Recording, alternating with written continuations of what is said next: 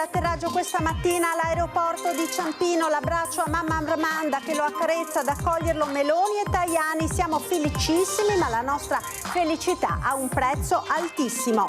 Non si possono cancellare le sofferenze e questi interminabili 423 giorni, così la famiglia che chiede di poter ora stare lontano dal clamore. Intanto in serata la mamma è rientrata al Lido. Chiuse le indagini sui presunti fondi illeciti in campagna elettorale per la rielezione del sindaco di Venezia Brugnaro, i magistrati hanno chiesto il rinvio a giudizio del primo cittadino del capoluogo lagunare. Ritrovata vicino all'aeroporto di Valencia l'auto su cui è fuggito il vigile di Venezia, in carcere con l'accusa di aver ucciso il cameriere 25enne Sergiu Tarna. Tasse, costi dell'energia, difficoltà di personale. Per Confapi Venezia il 2026 si è aperto col peso di tutti i vecchi problemi ancora sulle spalle dell'azienda. Intanto l'economia ha superato il Veneto. Ho lasciato i Pittura Fresca perché erano diventati troppo seri, è una delle rivelazioni che ha fatto Oliver Scardi, ospite di Ferdinando Avarino a Ring, ripercorrendo la sua lunga carriera e parlando delle prospettive future. Buonasera e ben ritrovati con l'edizione di Venezia dei nostri telegiornali. Questi dunque i titoli di oggi, ma cominciamo subito come ogni martedì con il nostro sondaggio di questa sera, che è dedicato alla sicurezza dopo la raffica di furti e spaccate che si stanno verificando in Veneto. Raffica di furti, serve una manifestazione di piazza come ha richiesto il titolare di Tonino Pizza dopo essere stato derubato nella notte tra sabato e domenica. Potete esprimere la vostra opinione con le consuete modalità attraverso una chiamata gratuita ai numeri che vedete in sovraimpressione. L'esito del sondaggio verrà reso noto nel corso di Ring in onda questa sera a partire dalle 21. Ed ora la pagina dedicata ad Alberto Trentini che è atterrato all'aeroporto di Ciampino questa mattina, l'abbraccio a mamma Armanda che lo accarezza, ad accoglierlo Meloni e Tajani, poi in auto il ritorno verso un luogo protetto, lontano dal clamore.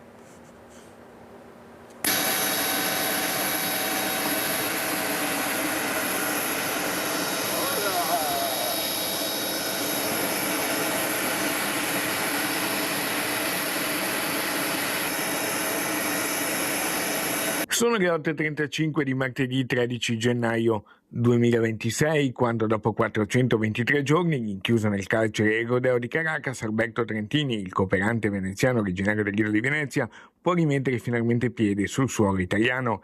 L'abbraccio intenso e la carezza con mamma Armanda, che ha sempre lottato per lui, un passo più indietro ad aspettarlo per accoglierlo la Presidente del Consiglio dei Ministri Giorgia Meloni e il Ministro degli Esteri Antonio Tajani. Il cooperante veneziano ha più volte ringraziato la Premier e l'Italia. Grazie, bene. Sì. Abbracciato mamma. Sì, è stata tanto pensiero, lo sai. Grazie, Stai scherzando. grazie. Già poche ore prima, dalla sede dell'ambasciata italiana, con l'ambasciatore italiano a Caracas, il veronese Giovanni Umberto De Vito, che ha sempre seguito il caso, aveva detto: Sono libera e desidero ringraziare il Presidente del Consiglio, il governo italiano, il Ministro degli Esteri Tajani, il corpo diplomatico che si è attivato e che ha portato a termine la liberazione mia e di Mario. Sono in partenza per l'Italia molto presto, non vedo l'ora di riabbracciare la mia famiglia. Armanda Corus, emozionata e profondamente commossa, appena arrivata la sera prima del tanto atteso e sognato incontro con il figlio, con la voce rotta dall'emozione aveva confidato: Io ho difficoltà ad esprimermi perché la gioia è immensa per quello, per la notizia di stanotte, e potete immaginare. All'uscita dall'aeroporto di Ciampino nessuna dichiarazione però per Alberto Trentini, mentre ha parlato a lungo il suo compagno di cella Mario Burlò. La famiglia Trentini ha preferito invece affidare il suo pensiero in una lettera letta dall'avvocata Alessandra Barierini. Siamo felicissimi, ma la nostra felicità ha un prezzo altissimo. Non si possono cancellare le sofferenze di questi interminabili 423 giorni. Ora vi chiediamo di rispettare il nostro desiderio di stare un po' raccolti, lontani dal clamore di queste giornate per affrontare con tranquillità ed entusiasmo il futuro di libertà che ci attende. Quindi la partenza di Alberto Armanda in auto verso una località tenuta riservata che potrebbe anche non essere subito casa e quindi Lido di Venezia, ma in altra residenza per riannodare i fili di una vita sospesa. Forse il luogo scelto potrebbe essere anche il Trevigiano. Da parenti alla finestra di casa Trentini si è affacciato nel pomeriggio papà Ezio. Comunque il Lido lo aspetta per suonare ancora le campane.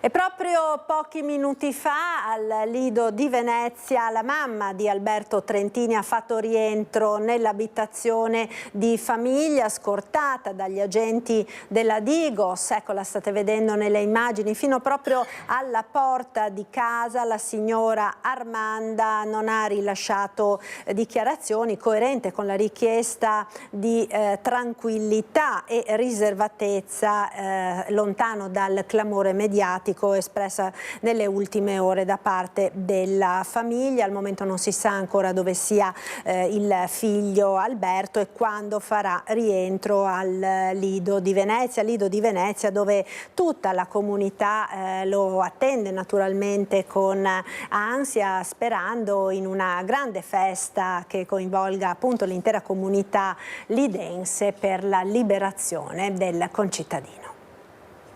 Mi medesimo nella mamma di questo ragazzo e nel suo papà e nella famiglia. Deve essere stato, sicuramente ci vorrà molto tempo perché le cose possano un po', non dico tornare come prima, perché è difficile superare un periodo così lungo, però mi ha colpito molto. Io abito vicinissima alla chiesa della Madonna della Salute, che tutte le persone che sono andate alla Madonna della Salute erano là e abbiamo ricordato Alberto, cioè c'era questa anche il patriarca stesso, insomma, c'era questa comunità che fremeva per lui.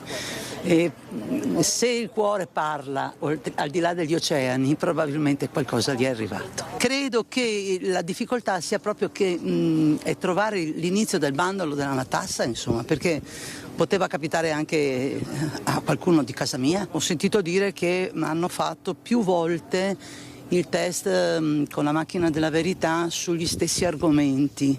Volevano valutare probabilmente se quello che lui diceva era...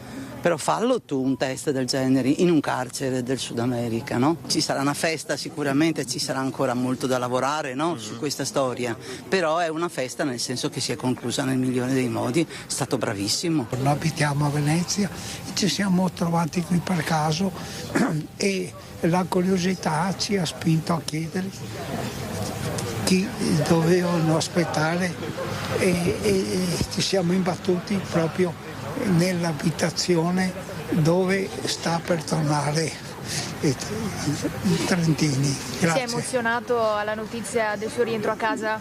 Sì, molto, molto. Io ho letto la cronaca tutti i giorni e i giornali riportavano i giorni che rimaneva in carcere, i giorni aumentavano e questo mi ha commosso. Cosa spera per questo ragazzo quando rientra qui da noi? Un futuro migliore sicuramente, un futuro migliore che dimentichi le sofferenze che ha sofferto. Cambiamo pagina, la cronaca giudiziaria chiuse le indagini sui presunti fondi illeciti durante la campagna elettorale per la rielezione del sindaco di Venezia Luigi Brugnaro. I magistrati hanno chiesto il rinvio a giudizio. Concorso in finanziamento illecito ai partiti. È questa l'imputazione che muove a vario titolo la procura nei confronti del sindaco Luigi Brugnaro. Chiusa l'indagine sull'inchiesta sui presunti fondi illeciti nella campagna elettorale per la rielezione del sindaco nel 2020, i PM hanno deciso di chiedere il rinvio a giudizio non solo per Brugnaro, ma anche per il direttore generale, capo di gabinetto del comune Morris Ceron, del manager di Umana Walter Bianchi, del mandatario elettorale Adriano Giudice, del responsabile della dell'associazione Venezia 2025 che ha seguito le elezioni. La prima udienza davanti al giudice per le indagini preliminari è fissata per il prossimo 2 aprile, dove si deciderà se mandare gli indagati a processo o far cadere le accuse. Al centro dell'indagine le spese per la campagna elettorale del 2020 che avrebbero sforato di oltre €500.000 il tetto di spesa previsto per ogni candidato, che si aggira intorno ai €330.000. A Brugnaro è stata contestata anche l'accusa di falso in atto pubblico, poiché aveva firmato un atto relativo proprio alle spese elettorali intorno ai €251.000, ben lontani dunque dai quasi €900.000 di cui è stata proprio la Guardia di Finanza a rendere conto alla Procura, attestando di fatto un esubero di spesa per la campagna elettorale di circa €513.000. La cronaca con le indagini sull'omicidio del cameriere 25enne di Mira, rintracciata a Valencia l'auto del vigile accusato del delitto.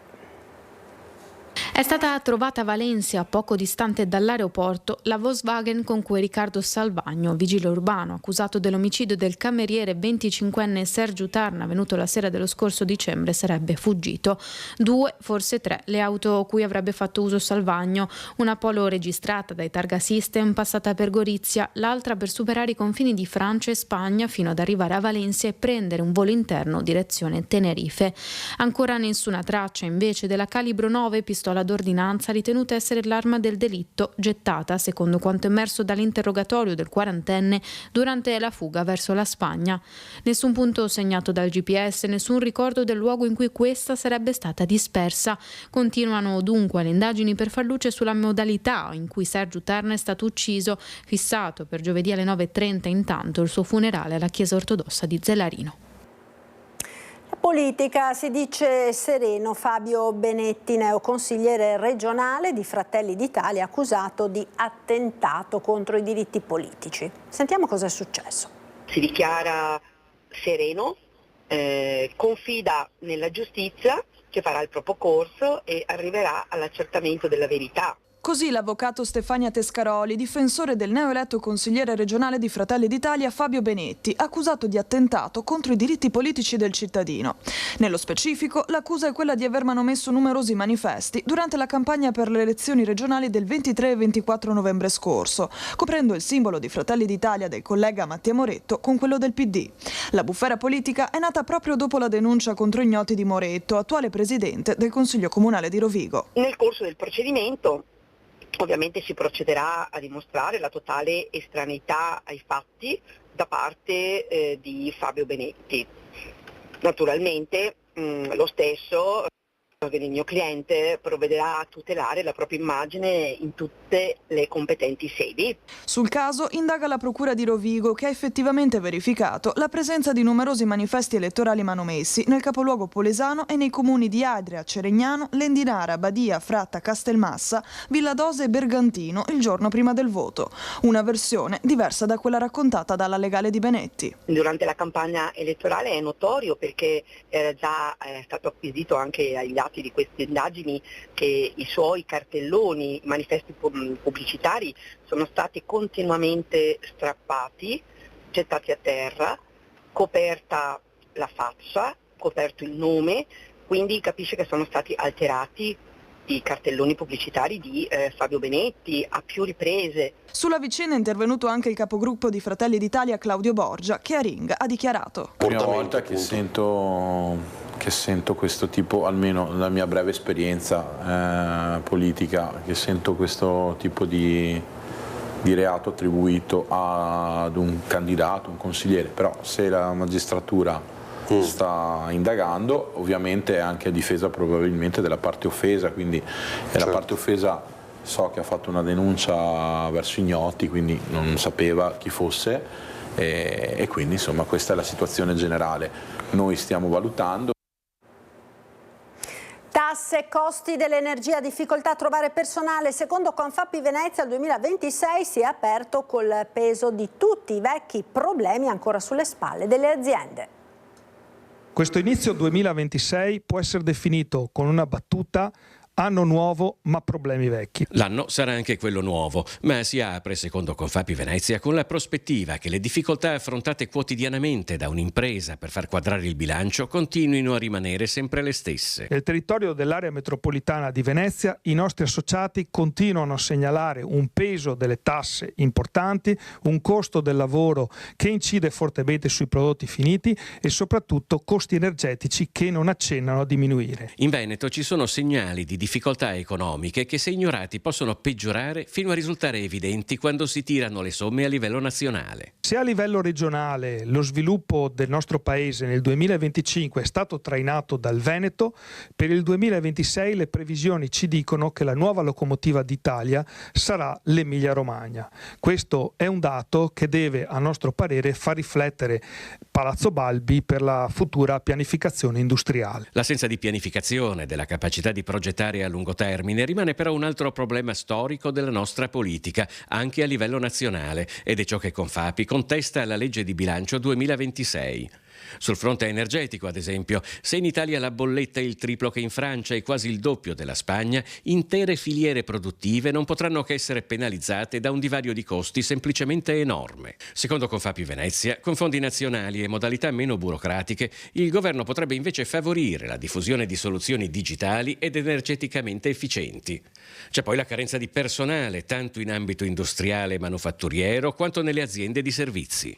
1 su 2, il 50%, non trova i profili che cerca, soprattutto quando parliamo di personale specializzato. Su questo, come Confapi Venezia, stiamo cercando di dare risposte concrete, attivando collaborazioni con gli istituti professionali e tecnici del territorio. Ho lasciato i Pittura Fresca perché erano diventati troppo seri, è una delle dichiarazioni che ha fatto Oliver Scardi, ospite di Ferdinando Avarino a Ring, ripercorrendo la lunga carriera e le prospettive future. Per 42 anni sono andato avanti a correre su 2 cavalli. Cioè, uno era la musica e l'altro era il lavoro da bidello. Perché lei tuttora fa il bidello? Tuttora lo faccio ancora per gli ultimi 8 mesi. Speriamo di arrivare al traguardo e superarlo, perché quella è la cosa più importante. Per Oliver Scardi, anzi Sir Oliver Scardi, il raggiungimento del primo obiettivo a settembre, la pensione dal lavoro di bidello, coincide anche con l'inizio di una nuova giovinezza musicale. Intervistato a Ring dal vice direttore Ferdinando Avarino, l'ex cantante dei Pittura Fresca si è raccontato a 360 gradi, a partire dall'intramontabile passione per la musica. Mi diverto molto di più. Cioè? C'è più allegria. Allegria? Sì. Ma rispetto a Pittura Fresca? Rispetto a Pittura Fresca, no, sì. Dai, come è possibile? Sì, te lo posso assicurare. Perché c'è più spensieratezza? I Pittura Fresca si sono rotti perché sono diventati troppo seri. Quando i Pittura Fresca sono diventati troppo seri, troppo imbacchettati, ho deciso di lasciar perdere. E proprio un concerto con i nuovi compagni d'avventura potrebbe festeggiare il raggiungimento della pensione. Questi più di 30 anni di attività, dall'esplosione del successo dei Pittura Fresca, racconta Scardi, sembrano trascorsi in un lampo, ma è il mondo d'oggi a ricordarci che il tempo è passato. Fin prima di 35 anni fa gli ideali erano pace, amore, giustizia sociale, equità e fratellanza. Al giorno d'oggi abbiamo individualismo, smania di potere, il denaro prima di tutto. In ogni caso, Scardi non ha perso né la voglia di cantare e suonare, né quella di osservare e commentare ciò che vede. La sua ultima canzone si intitola Ferragni, con una R sola. Non ce l'abbiamo su con la Ferragni. La canzone critica un costume che qua in Italia ormai lo conosciamo benissimo.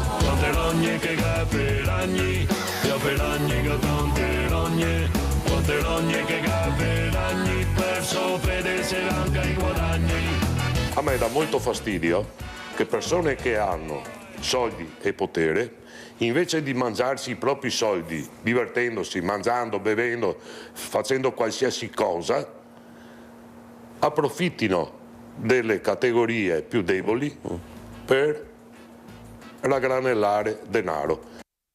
È tutto, grazie per essere stati con noi. Subito dopo la sigla, come sempre, le previsioni del tempo con il nostro meteo. Buon proseguimento.